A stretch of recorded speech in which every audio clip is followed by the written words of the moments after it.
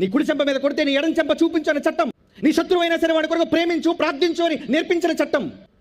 ఆ చట్టంలో ఒకవేళ యేసు పలికిన మాటలలో సమాజానికి వ్యతిరేకంగా ఉన్నాయన్న ఎవడైనా ఒకవేళ మత ఛందస్సవాది ఉంటే మమ్మల్ని ఓడించిన తరువాత అప్పుడు వెళ్ళి చర్చిల మీదకి, అంతవరకు టచ్ చేస్తే సహించరు. గుడి మీదకి వెళ్ళడానికి వీల్లేదు, క్రైస్తవుడు జోలికి వెళ్ళడానికి వీల్లేదు. నీకంత మగతనం ఉంటే రా ముందు మా మీదకి నిరూపించు. యేసు పలికిన మాటలు ఈ దేశానికి వ్యతిరేకంగా ఉన్నాయి, రా మమ్మల్ని ఎదుర్కో. ధైర్యం ఉందా? It's an open challenge. ఒక్కడుగా బైబిల్ తరపున జైశాలి వారసుడిగా, దేవుని వారసుడిగా, బైబిల్ విద్యార్థిగా నేను నిలబడతాను. నన్ను తప్పని నువ్వు నిరూపించి అప్పుడు పడగొట్టు చర్చిల్ని, అప్పుడు దాడి చేయను క్రైస్తవ సోదరుల మీద.